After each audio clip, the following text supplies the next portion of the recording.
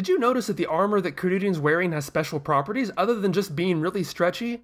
It has the power to spontaneously and frequently change color.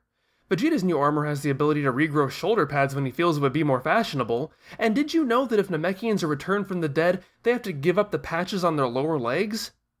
As far as deals with the devil go, you could do worse, especially if you were the devil at one point in your life. So the mighty Freeza, strongest of the strong, has finally flexed his muscles against our characters, and he's managed to kill one non-combatant child.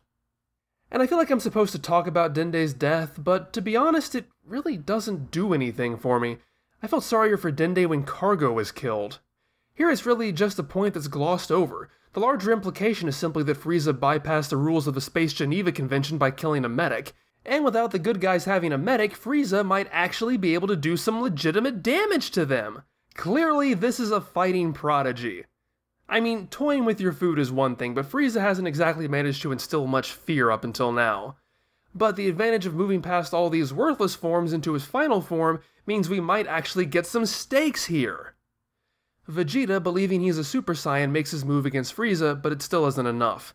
And in the midst of all he's been through, all the scheming, all the plotting, all the risk of death, Vegeta finally breaks. He's still no match for Freeza. He breaks down and cries and can no longer even bring himself to fight back when Freeza savagely tears into him. It was inevitable, really. Without the Dragon Balls, Vegeta could only outrun Freeza for so long. He rebelled, and now he must pay. It's a natural conclusion to this storyline that Vegeta would bank everything on this one last gamble only to finally have his risk-taking blow up in his face, and it finally injects some real emotion into this relatively lifeless fight. But the one thing that detracts from this is, ironically after all the time wasted earlier, Vegeta gives up way too quickly. I'm not exaggerating when I say he attempts to fight twice. That's it. 2 times. He tries to strike Freeza, and then he launches a Ki Blast at Freeza, and that's all it takes for Vegeta to give up. That seems a bit too easy to me, especially considering he does this before Freeza even hits him. Vegeta in this arc has been like the evil version of Captain Kirk. He always finds a way to overcome the no-win scenario. He tricks death. He cheats death. Vegeta has been a wounded captive in Frieza's ship and still managed to outfox his jailers. He was at the mercy of Zarbon and Raccoon, yet still managed to pull out one dirty trick after another. Anything to keep himself alive. Hey, don't misunderstand, I love the idea of Vegeta finally breaking after all he's been through. But I don't buy that he'd give up after barely trying, even if it is Freeza, even if he does think he's a Super Saiyan. Piccolo spent more time fighting Freeza for crying out loud, and that's a fight you could just skip over and not realize you missed anything. I don't know, I guess I just feel that a character whose arc has been pushing towards this confrontation for over a year of the story deserves more panel space than the guy who just showed up out of nowhere. Then there's the fact that the random bit of narration explaining how Vegeta feels is just awkward. I mean, why is there narration all of a sudden? I don't... But before the beating can reach its foregone conclusion, Goku is officially healed. Because the machine said so, I guess.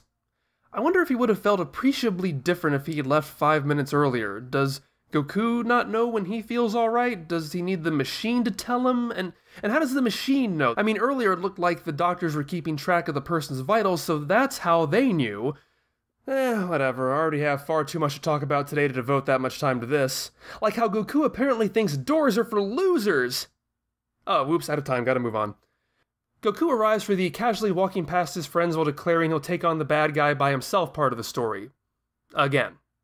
And it's clear he has an edge on the others, being able to effortlessly deflect Frieza's fingertip death blasts. But in a subversion of the trope that Goku comes to save everybody, when Vegeta brags that Goku has become a Super Saiyan, Frieza blasts him through the heart.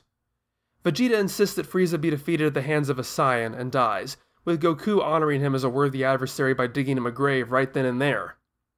Heck, he didn't even do that for his friends.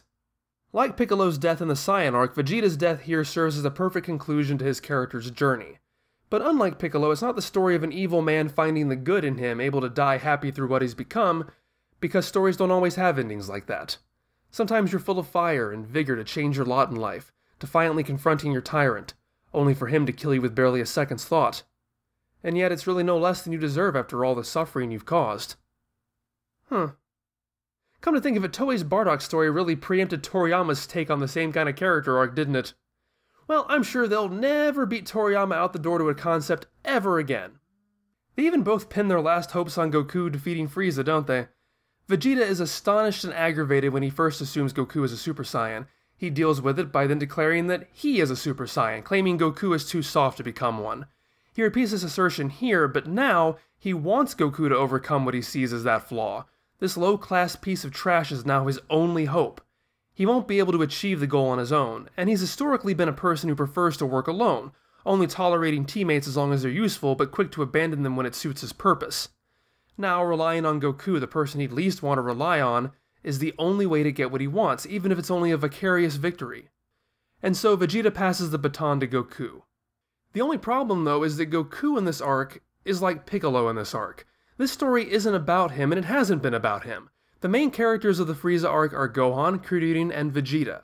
It looked at first like it might be about Bulma too, but I think we can all agree Toriyama not only dropped the ball, but dropped it down a flight of stairs. On the edge of a roof. Of a skyscraper.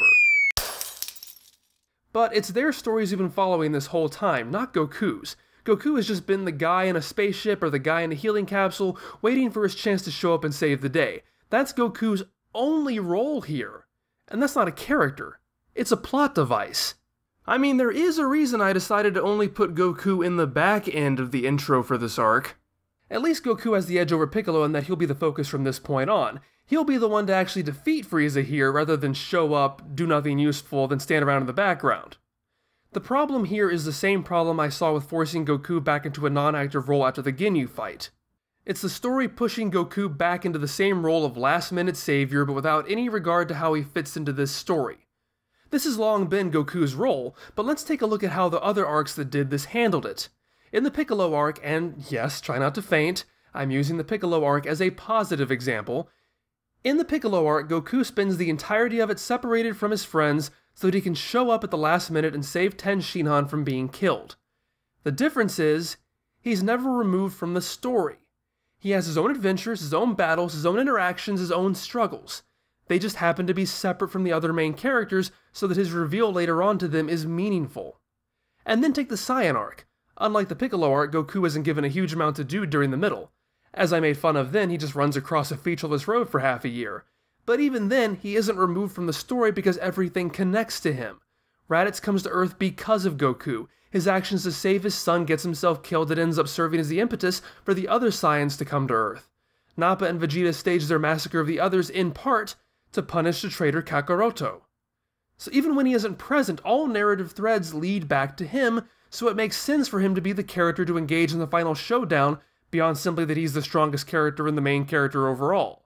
Honestly, the series as a whole really doesn't know what to do with Goku from this point on. He's largely just the guy who comes in at the last moment to save everyone. In future arcs, it will still be in play, although there will be a few twists on it. Here it's not only played completely straight, but divorced from the kinds of context the Piccolo and Saiyan arcs used, it is redundant and nothing but a shell. It's just dusting off the old trope and putting it back into play, ignoring the elements that made it work in the past. And shoving Goku into a closet and only pulling him out when it's necessary to create drama is not only a disservice to Goku, but to the rest of the cast, who ultimately only exist to fail until Goku shows up to save them. Goku's non-role in the story up to now is best illustrated by 2 points. One is just how casually Goku and Frieza fight at the beginning. I actually rather like the tone set at the beginning here where they feel each other out. However, the moment where Frieza asks Goku if he wants to fight in the air or the ground just screams to me, well, I'm the bad guy and you're the good guy, I guess we're supposed to fight, right? The other is the pure and simple fact that this is so not about Goku that Toriyama can't even keep it straight whether or not the main villain even knows Goku exists. As I said in the last episode, there's an earlier scene between Frieza and Zarbon where they talk about Goku and Gohan, but then during the fight, Frieza appears completely oblivious to the fact that there are Saiyans on Earth. There is no connection between these characters. But Lance, you cry out, Frieza killed Goku's father. Isn't that a personal connection? Well, quite frankly, no. It's not. The reference to Bardock is simply a cameo, integrating a TV special that Toriyama liked. Maybe. It has no bearing on this narrative.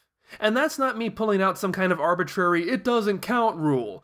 I mean, you could literally remove those panels from the manga entirely. and never realize anything is missing because it has no consequences on the story. It's just a cute little shout out.